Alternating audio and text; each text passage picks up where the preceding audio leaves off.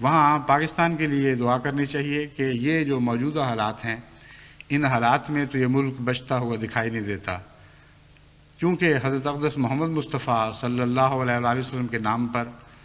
اور خدائے واحد و یگانہ کے نام پر یہ ملک مانگا گیا تھا اور یہ ملک حاصل کیا گیا تھا۔ اس لیے یہ دعا کرنی چاہیے کہ اللہ تعالیٰ ان لوگوں کو ہوش عطا کرے، واپس اسلامی قدروں کی طرف لوٹنے کی توفیق عطا فرمائے، اور سب سے بڑی دعا کہ ملا کی نحوست سے ان کو نجات عطا فرمائے۔ جہاں تک مولویوں کا تعلق ہے، وہ جماعت احمدیہ کی مخالفت میں آج بھی اسی طرح مصروف ہیں جس طرح پہلے مصروف تھے۔ ان کو پتہ ہی نہیں کہ کیا ہو رہا ہے باہر دنیا میں، ان کو یہ بھی پتہ نہیں کہ پاکستان کے اندر کیا ہو رہا ہے۔ صرف ایک ہے رٹ کہ نام کی اسلامی شریعت کی حکومت قائم ہو جائے اور جماعت احمدیہ کے خلاف فتنہ، فساد، افتراء پردازی، جھوٹ، دنگا، سازشیں، یہی ان کی زندگی کا مقصد ہے۔ اس میں مبتلا رہتے ہوئے، اس نشے میں مست وہ اپنی زندگیاں گزار رہے ہیں۔ انہوں نے اپنی ہر کوشش کر دیکھی ہے، یہاں تک کہ آج ساری قوم کے لیے وہ خطرہ بن چکے ہیں۔ اس لیے میں نصیحتاً ان کو یہ بتاتا ہوں، حضرت مسیح موعود علیہ الصلوۃ والسلام کے الفاظ میں بڑی عاجزی کے ساتھ ان کو یہ نصیحت کرتا ہوں کہ اگر وہ اپنی عاقبت کی خیر چاہتے ہیں، اگر وہ ملک کی عاقبت کی خیر چاہتے ہیں، اگر وہ اسلام سے کچھ معمولی سی محبت بھی رکھتے ہیں، تو مخالفت بے شک کریں، لیکن اسلامی طرز کی مخالفت کریں۔ اس محمد مصطفیٰ صلی اللہ علیہ وسلم کے صدقے میں ان سے یہ التجا کرتا ہوں کہ مخالفت ویسی کریں جیسے حضرت محمد مصطفیٰ صلی اللہ علیہ وآلہ وسلم اپنے مخالفوں کی کیا کرتے تھے۔ یہ میں نہیں کہتا کہ حضرت صلی اللہ علیہ وآلہ وسلم ان کے ہیں، ہرگز میرا یہ کہنے کا مطلب نہیں۔ جو نقشہ میں نے کھینچا ہے اس کے بعد یہ کہنا کہ حضرت صلی اللہ علیہ وسلم ان کے ہیں، یہ تو بڑا ظلم ہوگا۔ میں صرف یہ کہنا چاہتا ہوں کہ وہ یہ دعویٰ کرتے ہیں کہ حضرت صلی اللہ علیہ وسلم ہمارے ہیں، بس اس دعوے کی شرم رکھیں،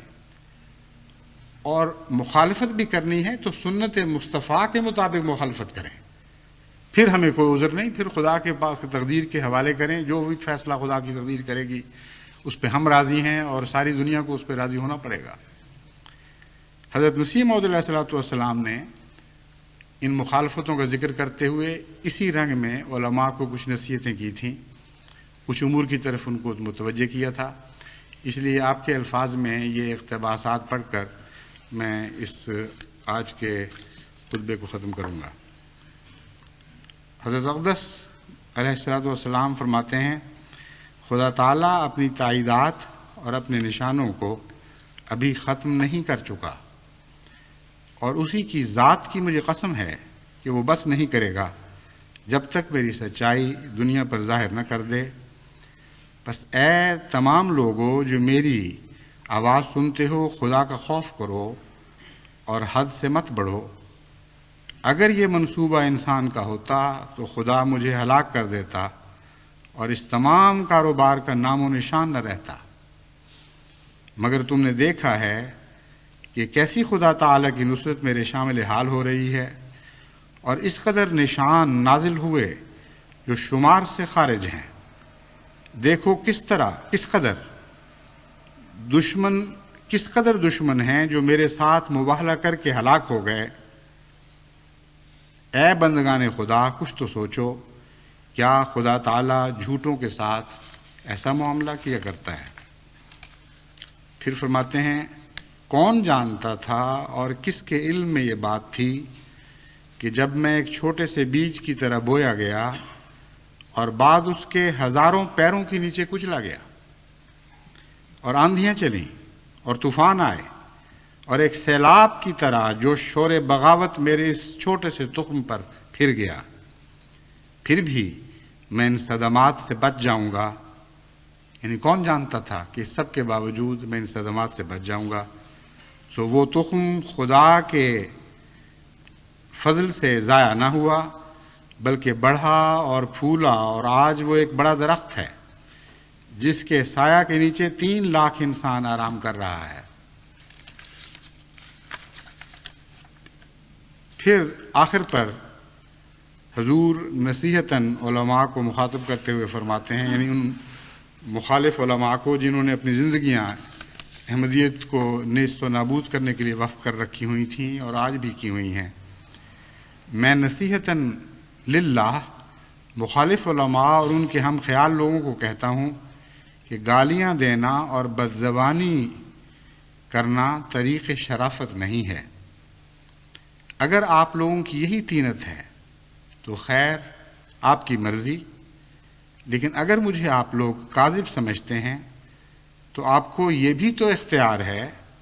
کہ مساجد میں اکٹھے ہو کر یا الگ الگ میرے پر بددعائیں کریں اور رو رو کر میرا استیصال چاہیں، یعنی بجائے اس کے کہ تم گند بکنے میں، سازشوں میں، فتنہ پردازیوں میں حد سے بڑھ جاؤ، جیسا کہ بڑھ بھی چکے ہو،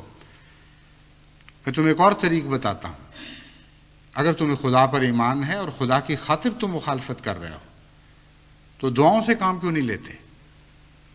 مسجدوں سے نکل کر گلیوں اور گھروں میں فساد برپا کرنے کی خاطر جو بھڑک بھڑک کے نکلتے ہو، واپس مسجدوں کو لوٹو اور مسجدوں میں خدا کے حضور سجدہ ریز ہو جاؤ اور دعائیں کرو کہ اے خدا، یہ وہ شخص ہے جو ظالم ہے، جس نے ایک ظالم جماعت پیدا کی ہے اور جو تیری دشمن لوگ ہیں، ہم بھی ان کے دشمن تیری خاطر ہیں، بس تو ہماری مدد فرما اور ان کو نیست و نابود کرنے میں آسمان سے کارروائی کر، کیونکہ ہماری زمین کی کارروائیاں تو بالکل ناکام اور نامراد ہو چکی ہیں۔ یہ مراد ہے کہ اس رنگ میں تم دعائیں کرو، استیصال چاہو، یعنی مجھے کلیتاً ملیا میٹ کر دینے کے لیے دعائیں کرو، جڑوں سے اکھیڑ پھینکنے کے لیے دعائیں کرو۔ پھر اگر میں کاذب ہوں گا تو ضرور وہ دعائیں قبول ہوں گی، اور آپ لوگ ہمیشہ دعائیں کرتے بھی تو ہیں، آپ لوگ ہمیشہ دعائیں کرتے بھی ہیں، لیکن یاد رکھیں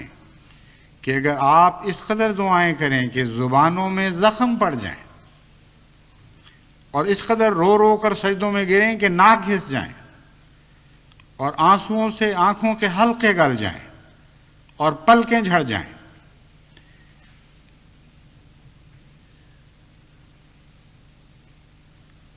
اور کثرت گریہ وزاری سے بینائی کم ہو جائے اور آخر دماغ خالی ہو کر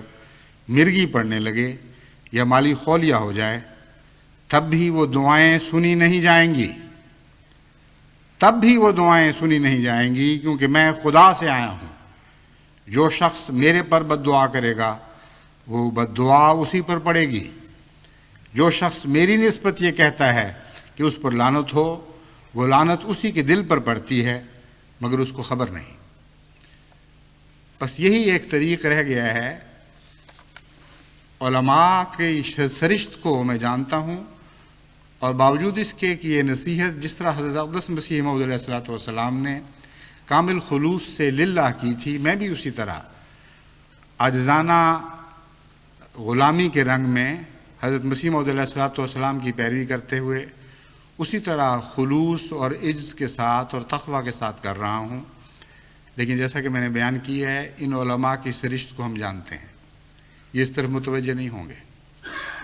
اور شرارت سے کبھی باز نہیں آئیں گے۔ قوم پر جو بلا ٹوٹ جائے، جو قیامت گزر جائے، ان کو اس کی کوئی پرواہ نہیں ہے۔ انہوں نے اپنی ضد اور بے باکیوں سے باز نہیں آنا، اور اسی طرح یہ فساد اور فتنے میں مبتلا رہیں گے۔ لیکن میں آج یہ بھی ان کو بتانا چاہتا ہوں اور جماعت احمدیہ کو یہ خوشخبری دینا چاہتا ہوں کہ خدا تعالیٰ نے مجھے ایک عظیم الشان خوشخبری عطا کی ہے جس کے پورا ہونے کے دن آ چکے ہیں۔ میں نے چند دن ہوئے رویا میں دیکھا کہ تذکرہ میرے سامنے کھلا پڑا ہے اور اس کے ایک طرف ایک پیراگراف ہے جس پر میری نظریں مرکوز ہیں، اور میرے ذہن میں یہ اللہ تعالیٰ کی طرف سے ڈالا گیا ہے کہ حضرت مسیح موعود علیہ الصلوۃ والسلام کی وہ پیشگوئی ہے جس کے پورا ہونے کے دن آ چکے ہیں۔ اور وہ پیشگوئی میں پڑھتا ہوں، اس میں سے سب سے مرکزی بات جس پر میری نظر اٹک جاتی ہے اور بہت ہی دل کو وہ طرز بیان لذت پہنچاتا ہے، وہ یہ ہے کہ یہ علماء اپنی مخالفت سے باز نہیں آئیں گے، اور جس طرح دکھ اور آزار پہنچانے کے لیے دن رات کوشش کر رہے ہیں اسی طرح کرتے چلے جائیں گے۔ لیکن جس طرح خزاں کے موسم میں بھیڑوں کے ڈنگ جھڑ جاتے ہیں اور نیش زنی کرنے سے عاجز آ جاتے ہیں، یہ نہیں کہ ان کا دل نہیں چاہتا۔ پنجابی میں تو ہم ان کو دوگا کہا کرتے تھے، اردو میں مجھے علم نہیں، لیکن وہ الفاظ جو الہام کے وہاں لکھے ہوئے ہیں وہ دوگے کے لفظ ہی لکھے ہوئے ہیں، اور وہ الفاظ یعنی مضمون تو بالکل یہی ہے، الفاظ ممکن آگے پیچھے ہو چکے ہوں، ذہن میں پوری طرح وہ یاد نہ رہے ہوں۔ وہ یہ تھے کہ مولوی تو اپنی شرارتوں سے باز نہیں آئیں گے اور ڈنگ مارتے چلے جائیں گے، لیکن خدا کی تقدیر ان کو دوگا کر دے گی اور ڈنگ مارنے کی طاقت ان سے جاتی رہے گی۔ بس یہ وہ خوشخبری ہے جو میں دیکھ رہا ہوں کہ لازماً اس کے پورا ہونے کے دن آ رہے ہیں، کیونکہ اللہ تعالیٰ نے یہ خبر عطا فرمائی ہے، اور میں نہیں جانتا کہ حضرت مسیح موعود علیہ السلام کے الہامات میں ان الفاظ میں کوئی پیشگوئی تھی یا نہیں تھی، مگر جس رنگ میں خدا نے مجھے یہ خبر دی ہے یہ مضمون ضرور کہیں موجود ہے۔ بس ان مولویوں کو میں یہ کہتا ہوں کہ جو زور تم سے لگتا ہے لگاتے چلے جاؤ، دعائیں کرو، گریہ گزاری کرو، اور اس کی توفیق نہیں تو گالیاں بکتے چلے جاؤ، ہر قسم کی سازشیں کرو، مگر میرے خدا نے یہ فیصلہ کر لیا اور جماعت احمدیہ کے خدا نے یہ فیصلہ کر لیا کہ اس کی تقدیر تمہارے ڈنگ نکال دے گی اور جماعت کو بالآخر تمہارے آزاروں سے نجات بخشی جائے گی۔